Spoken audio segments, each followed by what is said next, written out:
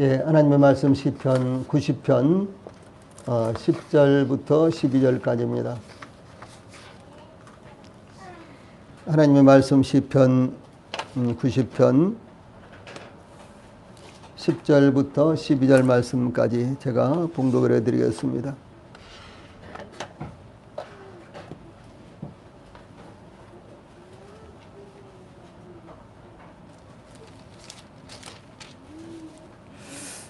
예, 10절부터 시편 90편 10절부터 11절 12절까지입니다. 봉독하겠습니다. 우리의 연수가 70이요 강건함은 80이라도 그 연수의 자랑은 수고와 슬픔뿐이요 신속기간이 우리가 날아가나이다. 누가 주의 노여움의 능력을 알며 누가 주의 진노의 두려움을 알리이까. 우리에게 우리날 계수함을 가르치사 지혜로운 마음을 얻게 하소서. 아멘. 자, 앞에 보시고 우리 다 함께 한번 읽읍시다. 앞에 보시고 시작. 우리의 연수가 70이요 강건함은 80이라도 그 연수의 자랑은 수고와 슬픔뿐이요 신속기간이 우리가 날아가나이다. 누가 주의 노여움의 능력을 알며 누가 주의 진노의 두려움을 알리이까. 우리에게 우리날 계수함을 가르치사 지혜로운 마음을 얻게 하소서. 아멘. 예, 오늘은 2021년도 마지막 주일이 되었습니다. 예, 오늘은 이제 그와 같은 의미로서 시편 90편 10절로 12절 말씀을 통해서 결산이 임박한 마지막 시간, 이런 주제로 말씀을 전해 드리겠습니다. 예, 오늘은 금년 한 해 동안 우리가 어떻게 주님을 섬겼는지 되돌아보고 또 우리 아버지 하나님의 놀라우신 은혜로 말미암아 내년에는 우리가 어떻게 하나님을 섬겨야 될 것인가, 이런 부분에 대해서 우리가 생각하고 계획을 세우고 또 그것을 발표하는 이와 같은 날입니다. 예, 그런데 너무너무 중요한 것은 무엇인가는 우리의 인생을 결산할 날이 온다라고 하는 사실입니다. 죽으면 그것뿐이지 누가 알겠어, 이렇게 사는 사람들이 대부분이고 심지어 기독교인들까지도 그렇게 살고 있다는 것이죠.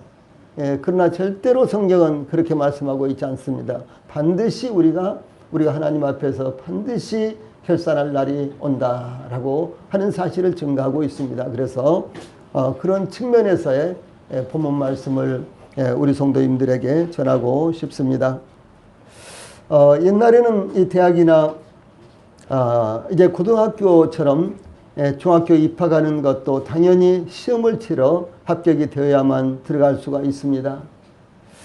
예, 그러므로 부잣집 아이들도 공부가 뒤떨어지면 중학교에 지나갈 수가 없기도 했죠. 지금도 유치원, 심지어 국영 유치원이라든가 아무튼 이렇게 좀 보내고 싶어하는 그런 유치원에는 인원이 아주 몰려들어서 제비를 뽑아서 이제 합격을 시키고 또 탈락을 시키고 이런 일들이 있죠.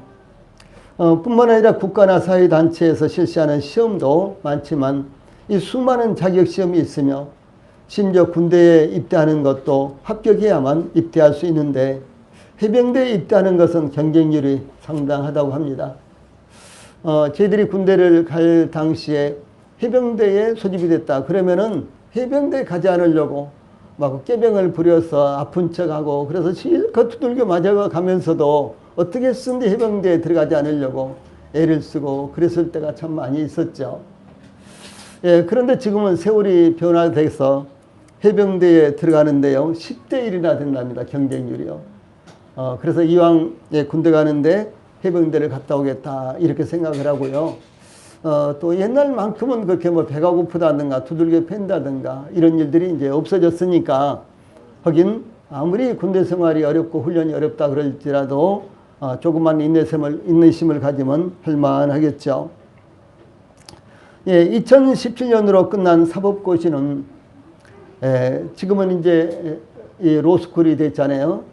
이 사법고시는 54년 만에 역사 속으로 사라졌는데 37세에 37살에 이혜경 씨라는 분이 계셨는데 그 마지막 시험의 합격자로서 이 12번이나 응시했는데 실패하고 그리고 13번째 만에 합격을 했다라고 이렇게 그때 매스컴에 올라와 있습니다. 2009년에는 69세 차사순 할머니가 운전면허시험에 합격했는데 필기시험을 무려 950번, 실기시험을 10번 만에 이종 보통 운전면허증을 땄습니다. 차사순 할머니가 운전면허 시험에 합격하기까지 인지 때만 500만 원 이상이 들었고요. 그리고 이제 시험장에 오가는 이제 버스 비용과 식비 등을 합하면은 1천만 원은 좋게 들었을 것이다 라고 이렇게 밝히고 있습니다. 현대자동차는 차사순 할머니에게 소울 승용차를 선물했고, 여기 보이는 차죠. 예, 소울 승용차를 선물했고요. 또 현대자동차 광고 모델로 선정하기도 했는데 한국 광고 PR 실학회라는 매년 이제 광고가 엄청나게 많이 쏟아지잖아요. 그 광고 가운데 어떤 광고가 제일 먹혀들었는가, 국민들이 받아들였는가라는 것을 조사하는 이와 같은 기관인데 거기에서요 이제 올해의 광고 모델상을 수상하기까지도 해서 그야말로 보통 2종 보통 운전면허증 합격하고요. 그야말로 아주 인기인이 되었습니다. 또 뿐만 아니라 전주 안주 출신인데 전주 안주에 기네스북에 올랐고 미국의 시카고 트리븐지에 아주 자세하게 보도되기도 했습니다.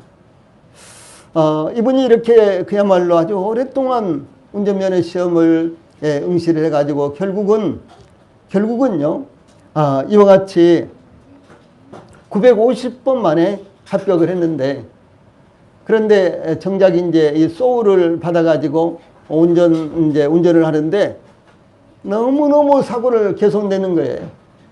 예. 너무너무 사고를 내가지고 1년 만에 그 자식들이 엄마 안 되겠어요. 운전하지 마세요. 못하게 이렇게 했어요. 왜냐하면 가다가 가로수도 받아버리고 전봇대도 받아버리고 그러다가 어떻게 되겠어요? 어머니 돌아가실 것 같으니까 그 자식들이 운전을 못하게 말려가지고요.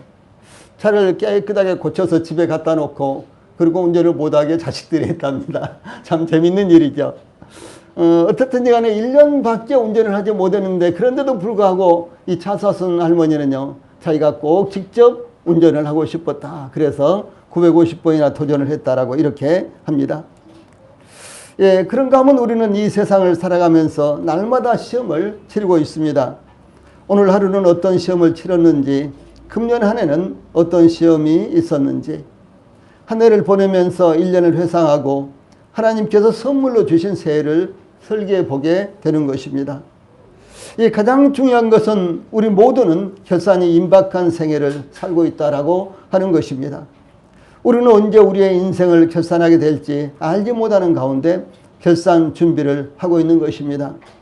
만약 우리의 일생이 금년처럼 코로나로 인해 모든 계획들이 좌절되고 임으로 포기해야 되는 생애를 살게 된다면 얼마나 안타깝고도 그야말로 아깝겠습니까? 이 결과적으로 우리가 하나님께서 주신 일생을 살면서 더 지혜로워야 되는데, 예, 더 시간을 아껴야 하는데, 더 열정적으로 살아야 하는데, 더 온전한 믿음으로 살아야 하는데 아쉬움만 남게 될 것입니다. 금년 한 해를 돌아보며 우리의 일생에 거울로 삼아서 후회하지 않는 생애를 살게 되기를 축원합니다. 본문 10절을 통해서 제일 먼저 우리는 우리 인생의 실상을 기억하라 라고 하는 것입니다. 우리 인생이 과연 무엇인지 이것을 알수록요 자신의 인생을 보람있게 그야말로 가치 있게 살게 되겠죠. 이 모세는 120세까지 살았어요. 그런데 성경은 모세 죽을 때 나이 120세나 그 눈이 흐리지 아니하였고 그 기력이 쇠하지 아니하였더라. 눈이 흐리지 않았고 기력이 쇠하지 않았다. 그렇게 120세까지 살면 너무 좋겠죠.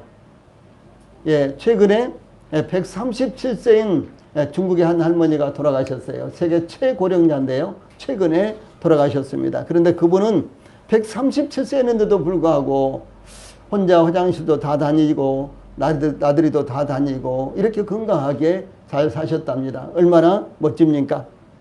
그래서 오래 사는 건 참 복인데 건강하게 사는 것이 더 큰 복이다라는 사실을 우리가 우리 주변에서도 다들 알 수 있는데, 모세는 120세까지 살았는데 그 눈이 흐리지 않았고 그 기력도 쇠하지 않았다라고 이렇게 성경은 증거하고 있습니다. 이 다들 언제 죽을지 모르지만 살아있는 동안은 건강하게 살아야 한다고 생각하는데, 모세는 120세까지 살았는데도 그의 눈이 흐리지 않았다고 증거하고 있고 그의 기력이 쇠하지 않았다고 이렇게 증거하고 있습니다. 이것은 모세가 얼마나 하나님의 큰 복을 누리면서 인생을 살았는지를 증거하는 것입니다. 그래서 우리 모든 성도님들도 교회에 속한 우리 모든 지체들이 다 건강하도록 기도해 주시고, 또 우리 성도들의 가족들까지도 다들 건강하게 오래오래 사시도록 기도를 해 주시기를 바랍니다. 그런데 모세는 하나님께 우리의 연수가 70이요 강건하면 80이라도 그 연수의 자랑은 수고와 슬픔뿐이요 신속기간이 우리가 날아가나이다, 이렇게 기도했습니다.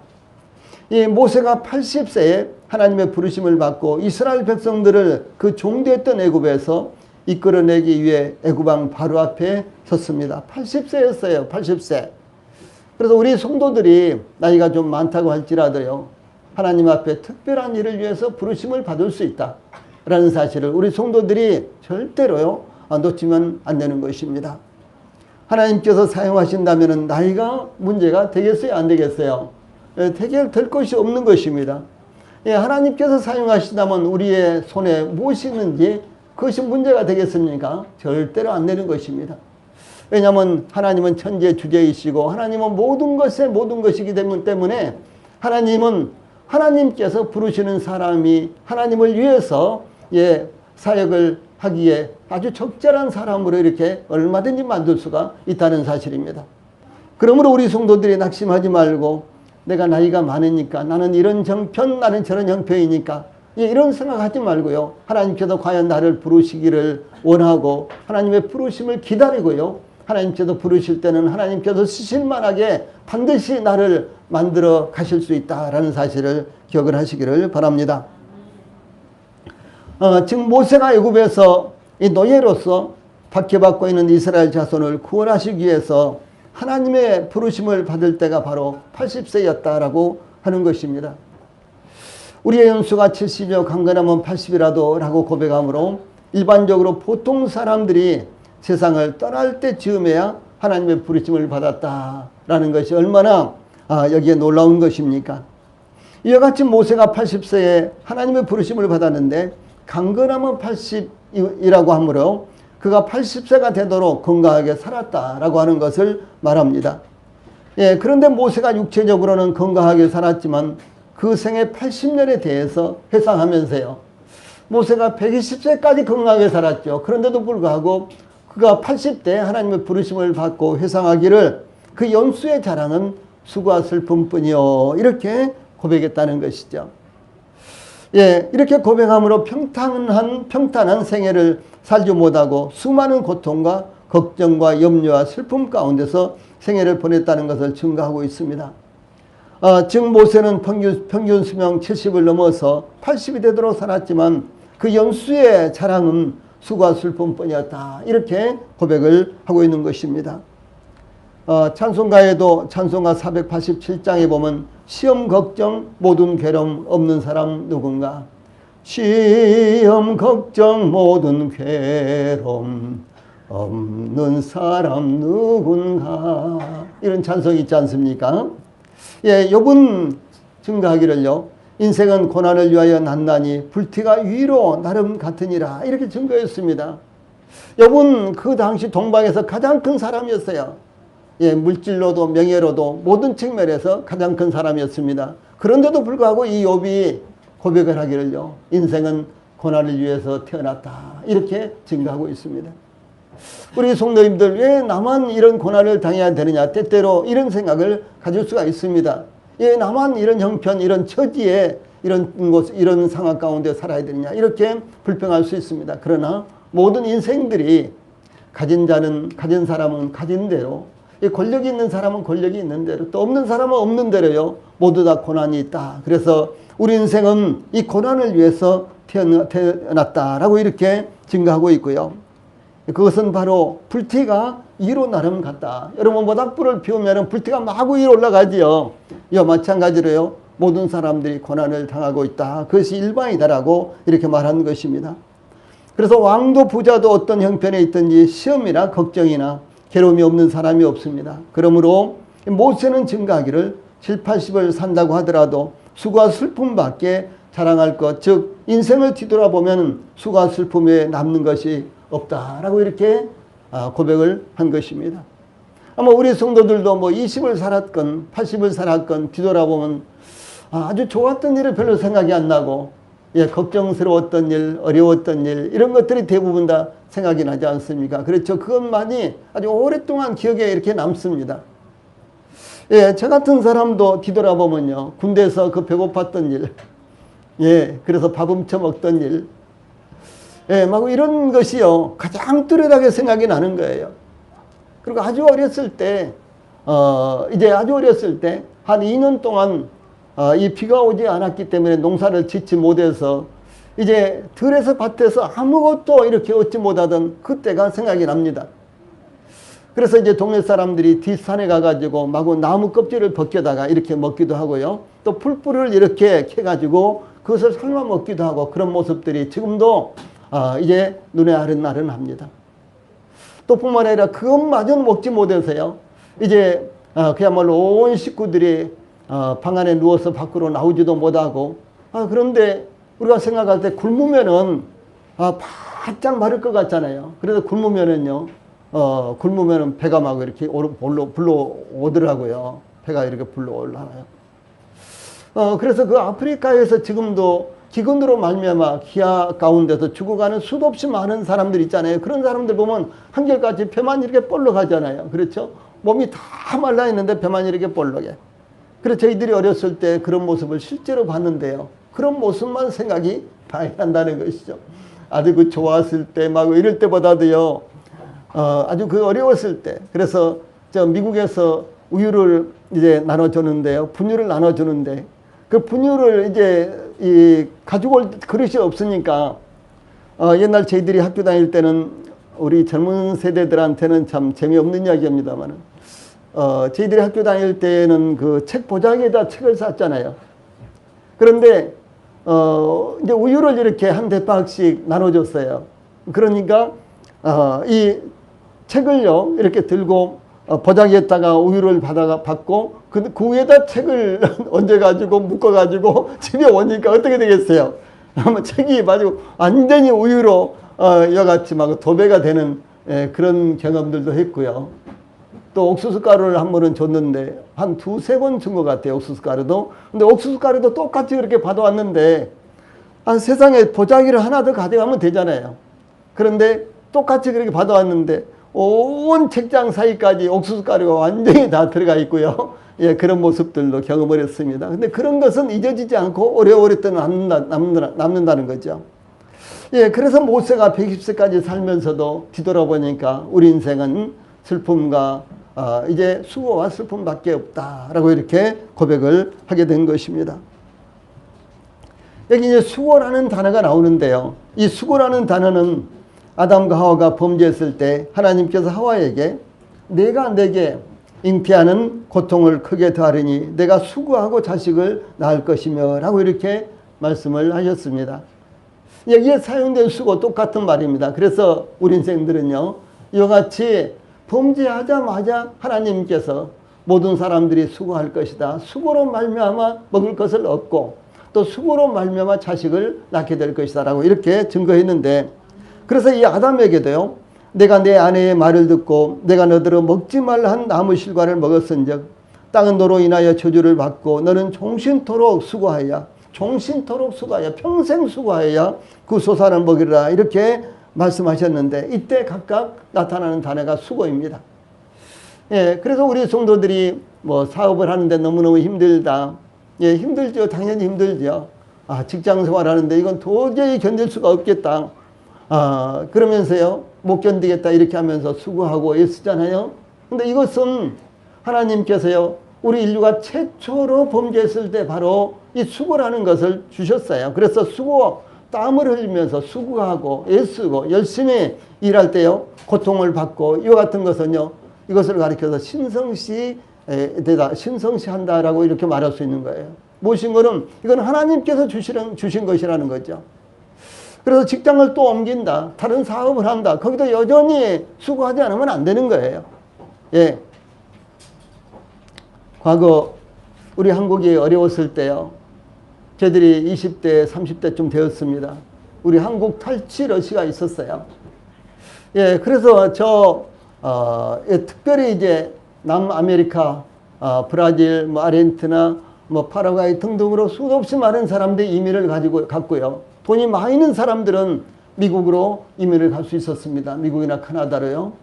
근데 그 외에도 심지어 그렇게 못 가면은 태국이라든가 필리핀이라든가 이제 이런 지역으로도 어떻게 순회 탈출을 하려고 하는요, 한국을 탈출하려고 하는 이와 같은 사람들이 정말로 많이 있었고, 그 당시에 수도 없이 많은 사람들이 한국을 탈출해서 이민을 갔습니다. 그런데 그곳에는 여전히 그야말로 낙원 같았을까요? 아닙니다. 거기도 여전히 땀을 흘리지 않으면은, 수고하지 않으면은, 이 세상과 부딪히지 않고 그러면은요, 먹을 것이 없고 또 돈을 벌 수가 없는 이와 같은 세상이었다라고 하는 사실이죠.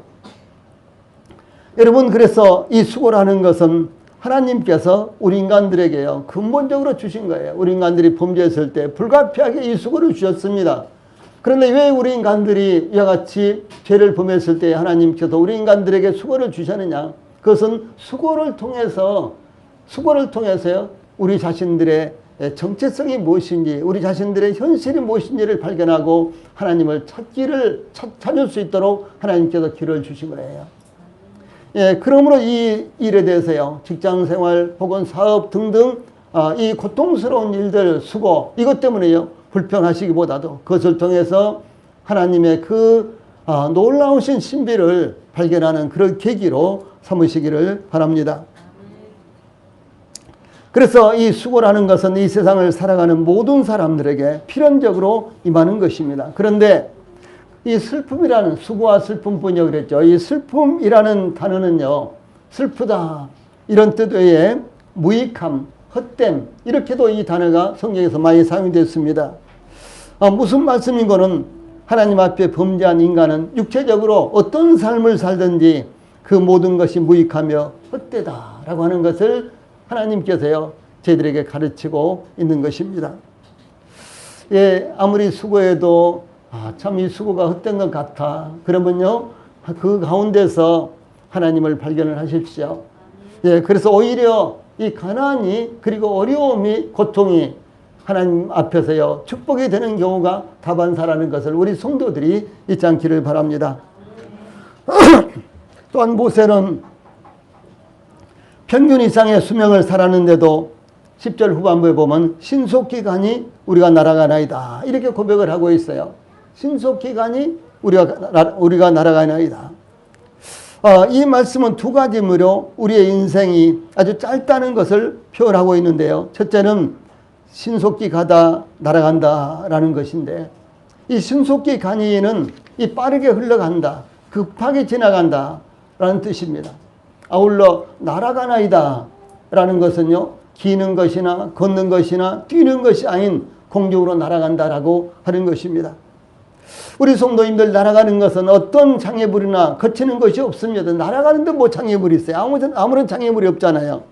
예, 그래서 막는 것이 없습니다. 그리고 돌아갈 필요가 없는 것입니다. 그러므로 시간과 세월은 단 한 번도 어떤 장애물을 만나거나 막는 것을 만나지 않는 것입니다. 여러분, 저희들의 인생도 어떤 장애물이 있어서 나이 한 살 먹으려다가 못 먹고, 예, 그렇죠. 1년 보내려다가 다시 되돌아가고, 그러면 참 얼마나 좋겠어요. 그럼 장애물이 정말 많았으면 좋겠죠. 막는 것이 정말 많았으면 좋겠죠. 그런데 어떤 사람에게도요, 이 시간이라는 것은 장애물이 없는 것입니다. 예, 막는 것이 없는 거예요. 예, 그래서 이 시간과 세월은 단 한 번도 어떤 장애물을 만나거나 막는 것을 만나지 않습니다. 잠시도 쉬지 않고 변함없이 흘러가는 것이 바로 시간이고 세월이는 것입니다. 이와 같이 우리의 인생은 신속하게 가는 것이며 날아가는 것입니다. 그러므로 우리 모두가 다 하나님 앞에 서게 될 날이 가까이 이르렀다는 것을 기억을 하시기를 바랍니다. 두 번째로 11절 말씀은요, 하나님의 진노를 기억하라 라고 하는 사실입니다. 모세는 하나님께 누가 주의 노여움의 능력을 알며 누가 주의 진노의 두려움을 알릴까 이렇게 기도했는데요. 여기 11절에는 주의 노여움, 주의 진노라는 말씀이 연이어 나오는데 아주 비슷한 말씀이죠. 주의 노여움, 주의 진노. 그런데 하나님께 순종하지 않는 죄에 대해서 하나님께서 내리시는 하나님의 분노요 형벌을 주의 노여움, 주의 진노라고 이렇게 표현을 한 것입니다. 인간은 하나님의 진노를 외면하려고 합니다. 불행한 일이 닥쳤을 때 우연이라고 생각하고 모든 사람이 다 겪는 일이라고 생각하며 이겨나갈 수 있는 일이라고 생각을 하려고 합니다. 우리 성도님들이 어려운 일을 당했을 때 뭐 다 겪은 일인데요. 다 겪는 일인데 뭐 이러면서 이제 받아들이고 이겨나가면 참 좋습니다. 그러나 그것보다는요, 왜 하나님께서 이것을 나에게 허락하셨는가? 이 만사의 주권자는 하나님이십니다. 그러므로 왜 하나님께서 나에게 이와 같은 일을 허락하셨는가? 이것을 깨닫는다면요, 우리 성도님들에게 그것보다도 10배나 더 복이 된다라고 하는 사실을 우리 성도들이 기억을 해야 되는 것입니다. 이 야곱이 저 밧단 아람에서 그 라반 삼촌의 집에서 머슴살이를 20년 동안 했잖아요. 그의 두 아내를 위해서 14년, 또 그의 집을 이루기 위해서 재산을 위해서 6년, 그래서 무려 20년 동안이나 이제 머슴살이를 했는데요. 하나님께서 야곱을 축복하셔서 엄청난 거부가 돼가지고 돌아옵니다. 그렇죠. 자식들도 11명이나 됐고, 그 다음에 또 그 아내도, 옛날에는 아내가, 그 당시에는 아내가 많은 사람이 부자였어요. 그런데 아내도 4명이나 되고요. 그리고 이로 헤아릴 수 없이 많은 소와 양과 낙태와 낙이 이런 것들을 끌고 이제 고향으로 돌아오는데, 이제 요단강을 건너는데 거기서요 이제 모든 것들을 다 보내고 자기는 혼자 남았어요. 그런데 갑자기 어떤 사람이 나타나서 이 압봉나루에서 밤새도록 신음을 하는 거예요, 자기하고요. 야곱은 꽤가 대단한 사람이었습니다. 그래서 그 사람을 아주 쉽게 이길 것으로 생각했는데요.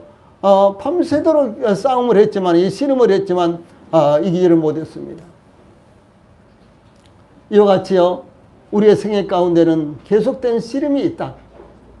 이것이 내적으로 있든지 외적으로 있든지 우리 생애 가운데는 계속해서 씨름의 연속이다라고 하는 것을 아셔야 되는 것입니다. 그런데 그 싸움을, 씨름을 한 사람이요, 날이 세례하는데도 이길 수가 없는 거예요, 야곱을. 야곱도 이길 수가 없었고 그 사람도 이길 수 없는 거예요. 그러니까 그 사람이, 자, 날이 세례하니까 이제 나는 가야 되겠다. 나를 놓아주라. 그러니까 야곱이, 나는 절대로 당신을 놓지 않겠습니다. 그러니까요, 그 사람이 야곱의 환도뼈를 쳤습니다. 엉덩이뼈를요. 그러니까 위골됐으니까 이겼어 못 이겼어, 이제 더 이상 힘을 못 쓰겠죠.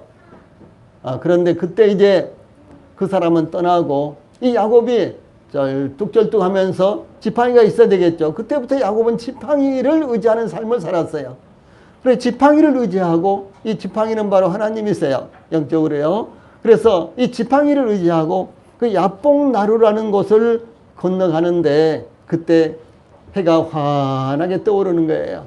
비로소 야곱의 생애 가운데 야곱이 이와 같은 처지, 그야말로 이 몸이 병들어서 몸이 장애인이 되어서 쩔뚝쩔뚝하고 지팡이를 의지하는 그때야 비로소 야곱의 진실된 생애가, 영광스러운 생애가 시작됐다라고 하는 사실을 말씀하고 있는 것입니다. 우리 성도님들, 우리가 어려움을 당하고 또 이와 같이 고통을 당하는 것이요, 이것이 결코 불행한 일만은 아닌 것입니다. 저는 이제 작년부터 금년까지 코로나19와 백신 접종으로 인해서 아주 엄청난 어려움을 전 세계 사람들이 당하고 있잖아요. 왜 하나님께서 이런 일을 이제 허락하시는가? 저는 이것을 계속해서 생각을 합니다. 물론 아직도 완벽하게 제가 하나님의 뜻을 발견했다고는 생각지 않아요. 왜 하나님께서 이와 같은 일을 허락하셨을까? 저는 개인적으로 유익한 것이 참 많습니다. 코로나19 때문에 이제 이렇게 생각을 하면서 전도도 못하고 공적으로 전도도 못하고 등등 여러 가지 이제 막힌 것들이 많지만 개인적으로는요 유익한 것들이 굉장히 많습니다. 여러분, 그래서 하나님께서 허락하시면은 결코 저희들에게요 손해가게 피해가게 저희들의 신앙이 침륜하도록요 이렇게 하지 않는다는 사실이죠. 하나님께서 저희들에게 무엇인가를 허락하시면요 반드시 하나님은 저희들을 축복해 주시기 위해서 그렇게 하시는 것입니다. 이 사실을 알지 못하니까 욥의 아내가, 욥이 만시창이가 병이 들어서 만시창이가 됐고 그의 자식들도 한순간에 다 죽어버리고 그의 모든 재산들도 다 불태워지고 뺏겨버렸는데 그 몸까지 만시창이가 돼서 기와조각으로 몸을 긁고 있으니까 당신이 그래도 당신의 정직함을 지키려고 하느냐, 하나님을 저주하고 죽어버려라 이러면서 떠났어요. 이렇게 저주를 퍼부었습니다. 그런데 하나님은 어떻습니까? 욥을 회복시켜서 전에 그가 갖고 있던 것에 모든 것에 배를 축복해 주셨다라고 이렇게 성경은 증거하고 있지 않습니까? 하나님은 반드시 이렇게 역사하시는 분이십니다. 그러므로 누가 주의 노여움의 능력을 알며 누가 주의 진노의 두려움을 알릴까? 이 말씀은요, 이 하나님께서 순종하지 않는 죄에 대해서 하나님께서 내리시는 하나님의 분노요, 하나님의 형벌인데 인간은 하나님의 진노를 외면하고 우리 성도들까지도 그냥 우연이라고 이렇게 생각을 하려고 하고 있고요. 불행한 일이 닥쳤을 때 우연이라고 생각하고 모든 사람이 다 겪는 일이라고 생각하며 이겨나갈 수 있는 일이라고 생각을 하고 합니다. 만약 믿는 성도들이나 믿지 않은 사람들까지도 하나님의 진노를 안다면은 이것은 더 나아가서요 하나님께서 그 일을 허락하신 의미를 깨닫게 된다면 그런 말입니다. 그렇다면은 회개하고 돌아와서 하나님을 영접하게 될 것이고 하나님을 더욱더욱 굳건하게 붙드는 계기가 될 것입니다. 사도 바울은 로마서 1장 20절에서 창세로부터 그의 보이지 아니하는 것들 곧 그의 영원하신 능력과 신성이 그가 만드신 만물에 분명히 보여 알려졌나니 그러므로 그들이 핑계하지 못할지니라 라고 이렇게 증거했습니다. 그러므로 하나님을 찾는다면, 하나님을 알기 원한다면 누구나 하나님을 알 수 있으며 믿을 수 있다는 것입니다. 그러나 인간들은 하나님을 외면하면서 하나님께서 계시지 않는 것처럼 살아가려고 생각하는 것입니다. 그러므로 시편 기자는 시편 14편 2절로 3절에서 여호와께서 하늘에서 인생을 굽어 살피사 지각이 있어 하나님을 찾는 자가 있는가 보려 하신즉 다 치우쳐 함께 더러운 자가 되고 손을 행하는 자가 없으니 하나도 없도다. 이렇게 증거하고 있습니다. 그래서 이 사도 바울도 로마서 3장 11절에서 하나님을 찾는 자도 없고 라고 이렇게 증거하고 있습니다. 우리 성도님들 하나님을 찾으셨습니까? 구원받기 전에 하나님을 찾으셨습니까? 저도 그 하나님을 찾지 않았어요. 저도요. 심지어 구원받은 후에도 하나님을 잘 찾지 않잖아요. 그렇죠? 구원받은 후에도 그리고 구원받은 지가 이렇게요 참 오래 이제 됐는데도 불구하고 흘러가는데도 불구하고 이 구원받은 지가 반세기가 이제 다 되는데도 불구하고 여전히 하나님을 찾지 않을 때가 많이 있다는 것이죠. 그런데 하물며 구원받지 않은 사람들이 정말 진실된 마음으로 하나님 앞에 무릎을 꿇고 하나님을 찾으려고 이렇게 하시겠느냐는 거죠. 또 사도 바울은 데살로니가후서 1장 8절에서 하나님을 모르는 자들과 우리 주 예수의 복음을 복종하지 않는 자들에게 형벌을 내리시리니 이렇게 말씀합니다. 결국 하나님을 알지 못하는 자들은 주 예수님께서 다시 오실 때 형벌을 받는다는 것을 증거하는 것입니다. 그러므로 선지자 이사야는 이사야서 55장 6절 제일 마지막 말씀 너희는 여호와를 만날 만한 때에 찾으라 가까이 계실 때 그를 부르라 이렇게 공고했는데 이 불신자들 뿐만 아니라 성도들도 귀를 기울여야 하는 말씀입니다. 우리 성도님들 우리는 이미 하나님께서 만나주셔서 우리가 구원받았습니다. 사실 우리가 하나님을 찾지도 않았는데 하나님께서 특별히 저희들을 만나주셨습니다. 그래서 저희들이 구원받고 하나님을 만난 바가 되었습니다. 그러므로 우리 성도님들, 이제는 우리가 하나님을 찾아야 되는 거예요. 우리 모든 성도들이 어떤 상황 가운데서 좋거나 굳거나 아니면 평범한 일상생활 가운데서도 먼저 하나님을 찾으십시오. 예, 하나님은 우리의 열쇠가 되시며 하나님은 저희들을 도우시기 위해서 바로 옆에서 저희들 안에서 기다리고 계시기 때문에 그렇습니다.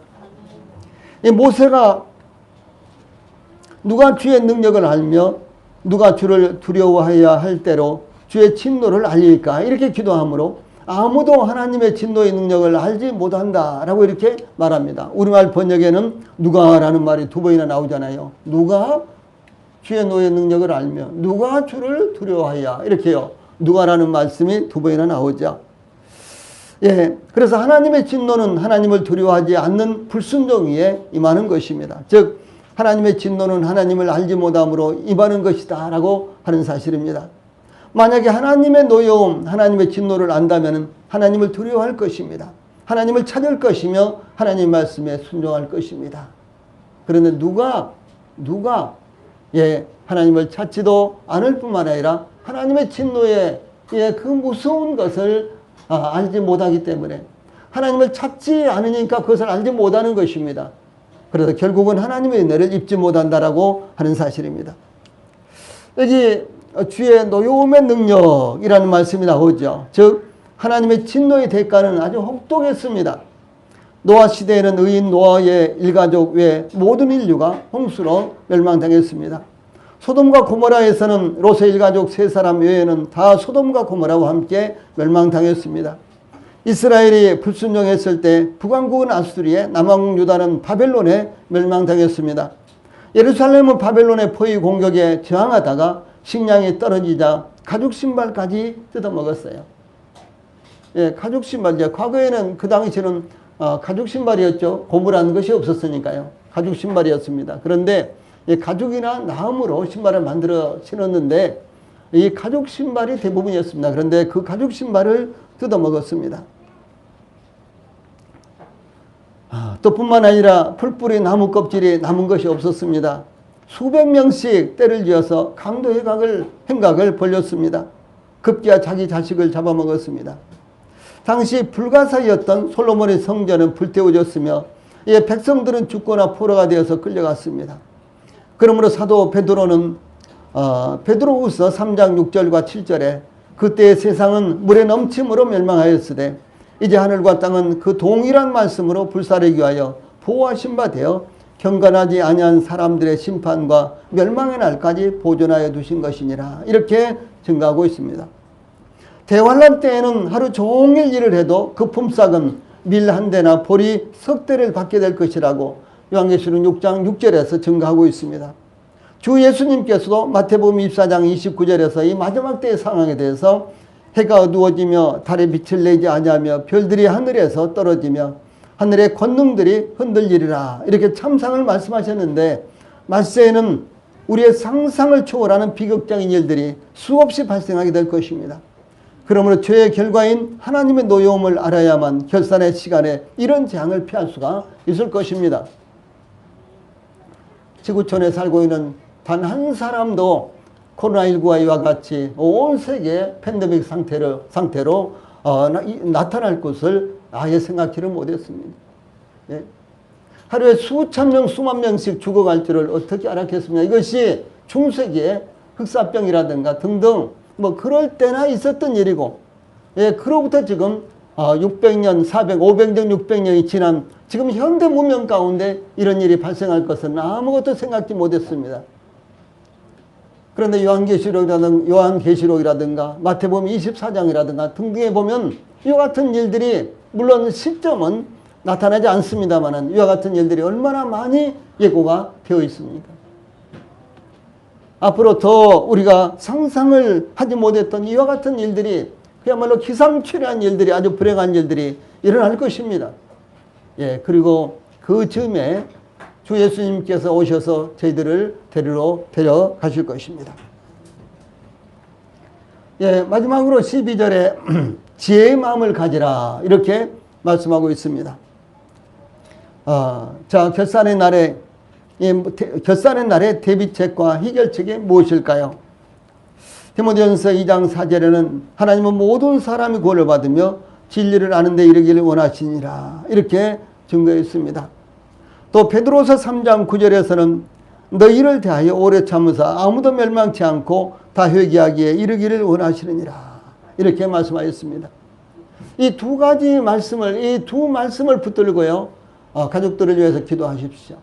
이 두 말씀을 붙들고 우리 성도님들이 계속해서 기도하십시오. 하나님은 단 한 사람도 구원받지 못하는 것을 원하지 않습니다. 하나님은 모든 사람들이 회개하고 하나님 앞에 돌아와서 구원받기를 지금까지도 기다리고 계시는 것입니다. 다들 믿지 않은 사람들도 말세야, 정말 말세야, 세상이 어떻게 될지 참 모르겠어, 이런 말들을 자연스럽게 하잖아요. 그런데요, 거룩하신 하나님의 측면에서 볼 때 얼마나 세상이 악하겠습니까? 이 죄악 가운데 살면서도 저희들이 말세라고 하는데, 거룩하신 하나님께서 보실 때 이 세상이 얼마나 그야말로 악하겠습니까? 그런데도 불구하고 하나님께서 멸망하지 아니하시고 더 기다리고 계신 이유가 무엇일까요? 그것은 아직 구원받지 못한 우리의 가족들을 위해서 우리가 기도하기 때문에 그들이 구원받기를 원하셔서 하나님께서 은혜 시대를 연장하고 계시는 것입니다. 궁극적인 결산의 날, 심판의 날, 최후의 날이 속히 이르지 않는 것은 이와 같이 하나님께서 모든 사람이 구원받기를 원하시기 때문이며 아무도 멸망치 않고 다 회개하기에 이르기를 기다리시기 때문입니다. 그러므로 모세는 기도하기를 우리에게 우리날 계수함을 가르치사 지혜로운 마음을 얻게 하소서 이렇게 기도했습니다. 자, 제일 아래에 있는 말씀 같이 한번 읽어봅시다. 우리에게 거기서부터 시작. 우리에게 우리날 계수함을 가르치사 지혜로운 마음을 얻게 하소서. 아멘. 즉 우리의 인생의 덧없음과 짧고 수고와 슬픔뿐인 것을 인식하고 인생이 얼마나 보잘것이 없는 존재인지 깨닫게 해주실 것을 간구하라는 이와 같은 기도하라는 이와 같은 말씀입니다. 사람은 하나님의 노여움의 능력을 알지 못하고 그 진노의 두려움을 알지 못하기 때문에 하나님을 경외하지 않는 것입니다. 예수님의 지상생애 동안 유대인들은 그 가르치신 것이나 그 행하신 기적을 보면서 놀람을 금치 않았습니다. 그러나 영광의 메시아에 대한 고정관념 때문에 그들은 하나님을 믿는다고 하면서도 성경에 예언되어 있는 메시아, 바로 예수님을 하나님의 아들로 그들의 메시아로 그리스도로 받아들이지 않았습니다. 예수님을 십자가에 못 박아 죽이면서도 그들은 겁도 없이 그 피를 우리와 우리 자손에게 돌릴지어다 이렇게 소리쳤습니다. 이렇게 아우성쳤어요. 그 피를 우리와 우리 자손에게. 자, 예수님을 죽인 대가, 예수님을 십자가에 못 박아 달라고 이렇게 요청한 그 대가를 우리와 우리 자손에게 돌릴지어다라고 이렇게 외쳤습니다.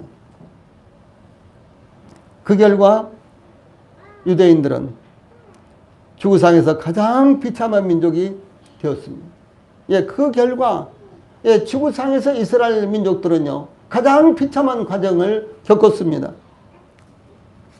AD 70년 로마의 티투스 장군에게 예루살렘이 함락된 후 유대인들은 거의 몰살당하다시피 패망하였고, 살아남는 소수의 사람들은요, 백성들은 세계 곳곳에 강제로 유배되어서 흩어졌습니다. 초대교회 직후부터 예수님을 죽인 민족이라는 누명을 쓰고 여기저기서 학살당했습니다. 중세기 때는 종교재판의 희생제물이 되었습니다. 2차 세계대전에서는 히틀러에 의해서 600만 명이나 학살을 당했고요. 2000년 동안 러시아, 스페인 등 세계 곳곳에서 무려 1300만 명이 학살을 당했다. 이거 역사입니다, 이게. 히틀러에 의해서 600만 명이나 가스실에서 학살을 당했죠. 교회 시대 2000년을 지내오면서 유대인들은 모두 앞에서 무려 1300만 명이 학살을 당했습니다. 지금도 이슬람 국가에 둘러싸여 언제 생존을 이어가는 전쟁이 일어날지 알 수 없는 상황 속에서 유지되고 있습니다. 그래서 이스라엘 사람들은요, 여자들도 병력에 이 국방의 의무가 있어요. 여자들도 전부 다 군대 가야 됩니다. 남자들과 똑같이 남자들과 섞여서 훈련을 받아요. 여자들이니까 뭐 좀 편하게 하겠지. 그게 아니고요. 남자들 가운데 섞여서 남자들과 똑같이 뛰고 똑같이 먹고 똑같이 잠을 자면서 훈련을 받는 것이 바로 이스라엘입니다. 예. 이런 나라는요, 세계에서 이스라엘이 유일합니다. 만약 그들이 예수님이 어떤 분이신지 또한 하나님이 어떤 분이신지 깨달았다면 예, 하나님을 경외하며 그 말씀에 순종했을 것이며 그와 같은 비극적인 역사를 당하지 않았을 것입니다. 하나님을 알지 못했기 때문에 그들은 슬픔의 민족이 되었던 것입니다. 그러나 그것만이 아닙니다. 앞으로 언젠가 이 땅에 휘몰아칠 대환란에서는 더욱 극심한 고통을 당하게 될 것입니다. 대환란, 우리 그 이야기 많이 하죠. 대환란. 대환란의 원래 목적은요, 유대인들을 벌주기 위한 기간이에요. 예. 예, 그러므로 모세는 우리에게 우리 날 계수함을 가르치사 지혜로운 마음을 얻게 하소서라고 기도했습니다. 우리 날 계수함이라는 말씀은 단순히 날짜를 계산하는 것을 의미하는 것이 아니라 인생을 살아오면서 삶에 대해서 평가하고 또한 앞으로의 삶에 대해서 계획을 세우고 실행하며 평가하는 것을 의미합니다. 모든 사람들, 특히 우리 성도들도 이와 같이 우리 나를 계수할 수 있는 지혜를 가져야 합니다. 인생이란 무엇인지, 우리의 삶의 궁극적인 가치는 어디에 있는지, 우리가 무엇을 위해서 이 땅에서 살아야 하는지, 이와 같은 것을 깨닫는 지혜가 필요한 것입니다. 평안하게 살다가 죽으면 되지, 혹시 우리 성도님들 그런 생각이나요? 그런 생각이라면 정말로 해서는 안 되는 것입니다. 하나님께서 나에게 하루를 주신 이유가 무엇인가? 하나님께서 나를 이와 같이 이 땅에서 살게 하신 이유가 무엇인가? 더 나아가서 하나님께서 그 엄청난 대가를 치르시고 나를 구원하신 이유가 무엇인가? 이것을 우리 성도님들이 깨달아야 되는 것입니다. 그리고 그 말씀에 비춰서 사는 것이 바로 지혜입니다. 다시 말해서 하나님의 말씀에 비추어서 우리 생애를 평가할 수 있어야 되고, 하나님의 말씀에 비추어서 우리의 생애를 살아야 된다 하는 것입니다. 그러면 어떻게 인생의 근본적인 문제를 해결하는 지혜를 깨달을 수 있을까요?